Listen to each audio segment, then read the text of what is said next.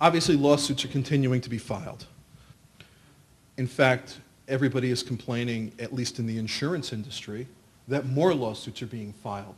The attorneys are afraid of losing out on that client, so they don't wait the 2-year statute anymore. They get those suits filed immediately. I'm seeing more first notice lawsuits than I've ever seen in my career. In fact, I think by March of this year, I had already had 3 lawsuits involving accidents from 2009, so that they were so fresh they were only 2 years old.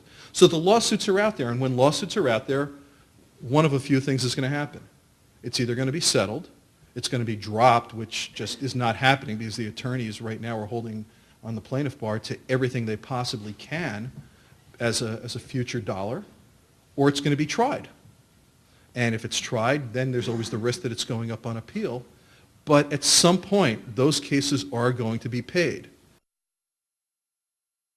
If I've got a truck which rear-ended somebody and put them in the hospital, and they've had 3 back surgeries, and my truck is clearly at fault, and I've got $3 million in coverage on a primary policy or an SIR, and I'm coming in against a top plaintiff attorney, well, you better believe he's going to know that, yeah, we are bringing structured people there, because I'm not going to waste my time on a settlement conference that's of no benefit or value. And if I'm going to one, I want it to be meaningful. And for it to be meaningful means, yes, the structure person is going to be there. Yes, the plaintiff is going to know that the structure person is going to be there. And yes, they're going to know early on that we are talking about structuring. So concentrate on that mediator. His body language, or her body language, of course. What their responses are, what they're telling the attorney and the insurer when they come back and say, okay, their demand is at $2.7 million. And here's why they're at their number.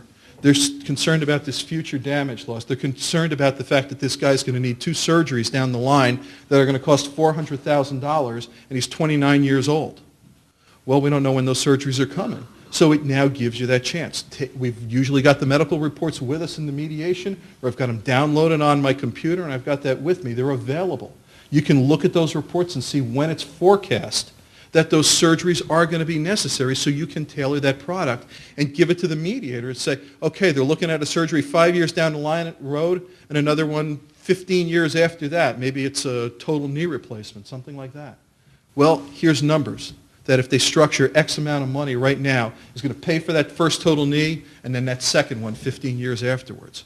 When I'm in a mediation and we're talking about those kind of numbers, if I've got one of you in the room, you're not just there to take up space. I want what you think and what you say. I want to hear it because, you know what, we all miss something.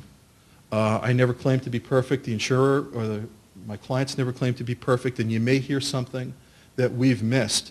I love it when my structure person becomes involved and proactive in the whole mediation process with me, because they'll often, when they do that, come up with something that I hadn't thought about, or something that they can do that we hadn't thought about.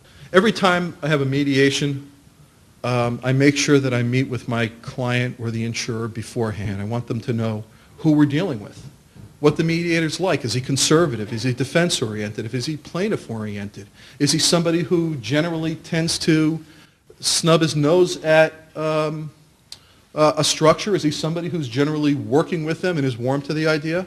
We discuss that. We work out our strategy in advance. Be there for that meeting. I never say no to when the structure person wants to be there for that meeting. I want them there, because this way they can hear what we're saying, what we're talking about, and what we're bringing out in terms of our strategy, where we're going to start, where we intend to negotiate, at what point in the process we intend to first bring up the concept of a structure and introduce it into the whole idea, and then where we expect to be at the end of the day. So you now know, so that you can get working on that and factor that into the other information. This way, you can be a big part of closing the entire deal.